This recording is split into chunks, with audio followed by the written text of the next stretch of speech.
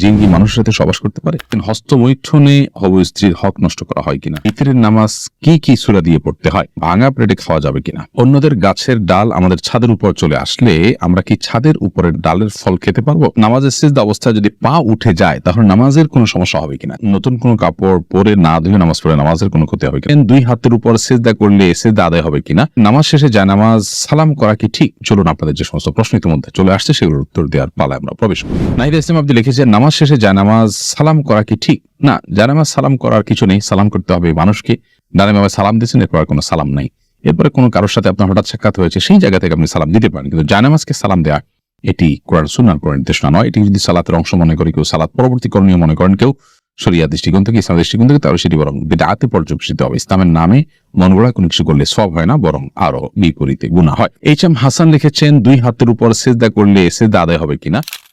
সিজদা করবেন আপনি জমিনে, হাতের উপরে সিজদা করবেন না। যদি কোনো কারণে হাতের উপরে কেউ সিজদা করেন, হয়তো জমিন তার জন্য উপযোগী না বা জমিনে করার কোনো ব্যবস্থা নেই, আদায় হয়ে যাবে তার সালাত। আশফাকুর রহমান আপনি লিখেছেন স্মৃতিশক্তি কিভাবে বাড়ানো যায়? আমার তেমন কিছুই মনে থাকে না, একদিকে পড়ি অন্যদিকে ভুলে যাই।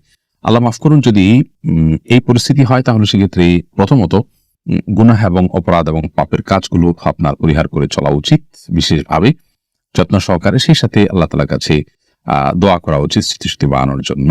জুলেখা খাতুন আপনি লিখেছেন নতুন কোনো কাপড় পরে না ধুয়ে নামাজ পড়ে নামাজের কোনো ক্ষতি হবে কিনা? নতুন কোনো কাপড় পরলে সেটা ধুয়েই পড়তে হবে এমন কোনো বাধ্যবাধকতা নেই, কারণ নতুন কাপড় মানে যে সেটা নাপাক, সেটাতে অপবিত্রতা আছে এমনটি দৃষ্টিতে নন আপনি, তাহলে এটি ধোয়াটা বাদ কেন হতে যাবে? তবে হ্যাঁ, আপনারা যদি নতুন কাপড় কেনার পর দেখলেন যে সেখানে কোনো নাপাক আছে, তাহলে ওই জায়গায় সেই নাপাকটা ধোয়াটাই হলো আবশ্যক। অতএব সেই দৃষ্টিকোণ থেকে নতুন কাপড় ধুয়ে পড়তে হবে এমন কোনো বাধ্যবাধকতা নেই।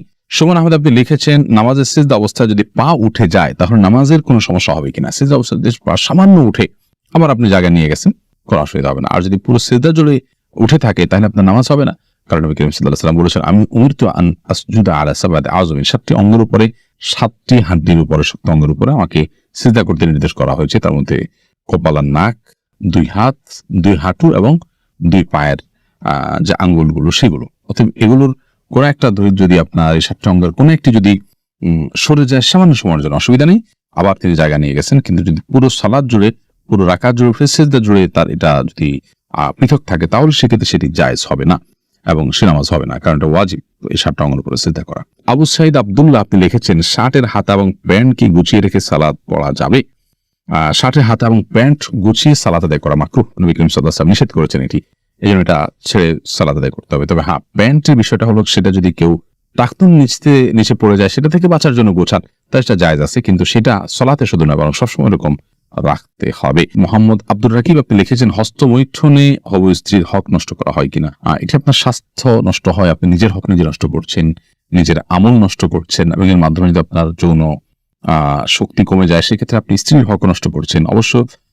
অবশ্যই সেজন্য এটি নাজায়েজ এবং গুনাহের কথা, হারাম। আব্দুল্লাহ জুবাইর তাসিন আপনি লিখেছেন অন্যদের গাছের ডাল আমাদের ছাদের উপর চলে আসলে আমরা কি ছাদের উপরের ডালের ফল খেতে পারবো?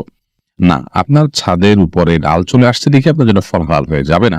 তবে আপনি সেই ব্যক্তিকে রিকোয়েস্ট করতে পারেন এবং দাবি তুলতে পারেন যেন আপনার জায়গা থেকে গাছের ডালটা সরায় নেওয়া হয়, এবং যদি আপনার কোনো অসুবিধা না হয় আপনি ছাড় দিতে পারেন, কিন্তু আপনি এর ফল খেতে হলে অবশ্যই মালিকের অনুমতি আপনাকে নিতে হবে। আপনি এখানে চলে আসতে দেখেই আপনি কিন্তু মালিক হয়ে যাননি।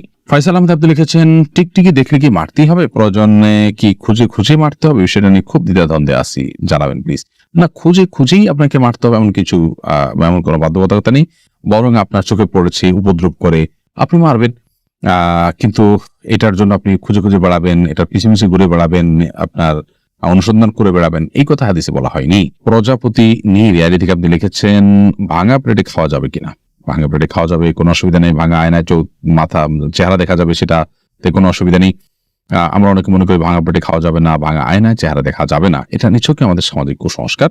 ভাঙা প্লেটে ভাঙা অংশে জীবাণু থাকতে পারে, সেজন্য আপনি ওইটাতে খেলে অস্বাস্থ্যকর হতে পারে, সেটা তো আপনার একান্ত স্বাস্থ্যগত বিষয়, বাট সেটাও তো নিশ্চিত নয়। বিধায় ভাঙা প্লেটে খেলে যে গুনাহ হয়ে যাবে বা নাজায়েজ হবে এটা সেরকম নয়, এবং ভাঙা আয়নায় চেহারা দেখলে কোনো অসুবিধা হবে না।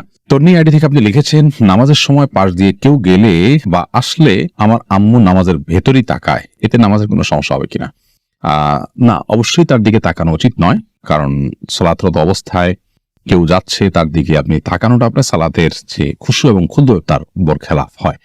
বাট যেটি করা উচিত সেটি হলো নবী আলাইহিস সালাম বলেছেন, তোমার সালাতের সামনে যদি কেউ যায় তাহলে সেক্ষেত্রে তাকে বাধা দাও। কোন কোন বর্ণনা আছে তাকে তার সাথে লড়াই লিপ্ত হয়, কারণ সে শয়তান, কারণ সে তোমার মনোযোগকে নষ্ট করছে, তোমার সালাতের এরিয়ার মধ্যে এসে সে তোমার দৃষ্টিকে আকর্ষণ করে ফেলছে এবং মনোযোগে ব্যাঘাত সৃষ্টি করছে। এই জন্য তাকে বাধা দিতে বলা হয়েছে। সেই বাধার অংশ হিসাবে এরকম হাত দিয়ে তাকে ইশারা দিয়ে দেওয়া যেতে পারে যদি সে টেন না পায়। আর এর বাইরে তার দিকে তাকিয়ে থাকলে তো কোনো লাভ নাই, বিধায় তাকিয়ে নিজের সালাতের মনোযোগ নষ্ট করার তো কোনো যৌক্তিকতা নেই, বিধায় আপনার আম্মাকে বলতে হবে এই কাজটি করা যাবে না। রাইসানি আপনি লিখেছেন আজানের সময় কিছু খেলে গুনাহ হবে কিনা। আজানের সময় কোনো কিছু খেলে কোনো গুনাহ হবে না। আমরা অনেকে মনে করি আজানের সময় কিছু খাওয়া পান করা যাবে না, এটা করা যাবে না, ওটা করা যাবে না। আপনি যে কোনো কাজ করতে পারেন, টয়লেটে থাকলে আপনি টয়লেটে কাজও সারতে পারেন। তবে আপনি যখন টয়লেটে নাই, পবিত্র জায়গায় আছেন বা স্বাভাবিক অবস্থা আছেন, তখন আপনি আজান শুনলে আজানের জবাব দেওয়ার চেষ্টা করবেন।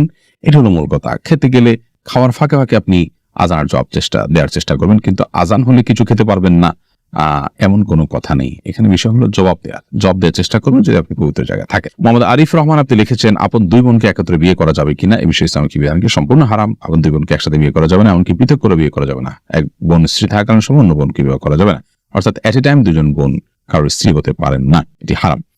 শুধু এটি নয়, এমন দুজন নারীকে একসাথে স্ত্রী হিসেবে রাখা যাবে না যেই দুজন নারীর একজন পুরুষ হলে আরেকজনের সাথে তাদের নিজেদের বিয়ে জায়েজ হতো না, এরকম সম্পর্কের দুজন নারীকে একসাথে স্ত্রী হিসেবে রাখা জায়েজ নয়। হ্যাঁ, একজনকে বিয়ে করেছেন, তার সাথে বিচ্ছেদ হলো বা তিনি মারা গেলেন, তারপর অন্যজনকে বিয়ে করেছেন, তারপর সেটি জায়েজ আছে। লায়লা নূর কদর এআইডি থেকে লিখেছেন, স্বামী সিগারেট খেলে ওয়াইফের করণীয় কি। ওয়াইফ তাকে বোঝাবেন, যথাসম্ভব নিজে না পারলে অন্য কাউকে দিয়ে বোঝাবেন, আল্লাহর কাছে দোয়া করবেন, তারপর তিনি যদি ফিরে না আসেন একান্ত তার গুনাহ হবে, ওয়াইফ অন্তত দায়মুক্ত হয়ে বা করার চেষ্টা করা উচিত। এরপরে মোহাম্মদ বেলাল হোসেন লিখেছেন, জিন কি মানুষের সাথে সহবাস করতে পারে। জিন মানুষের স্ত্রী মিলনে মানুষের সাথে সামিল হতে পারে বলে বর্ণনা থেকে বোঝা যায়। বিশেষ করে যখন বিসমিল্লাহ কেউ পাঠ না করে তখন জিন সেখানে সামিল, খুব ভয়াবহ কথা অবশ্য। তো এই জন্য মুসলমান সব ক্ষেত্রেই, শুধু এটি নয়, আপনার খাওয়া দাওয়াতে জিন সামিল হতে পারে, ঘুমের সময়, বাসা প্রবেশের সময় তার সাথে প্রবেশ করতে পারে। তো এই জন্য বাসা প্রবেশের সময়, খাবার পান করার সময় এবং স্ত্রী মিলনের সময় সবগুলোতে বিসমিল্লাহ বলতে হয়। বিসমিল্লাহ বললে শয়তান আর সেখানে অংশগ্রহণের কোনো সুযোগ পায় না।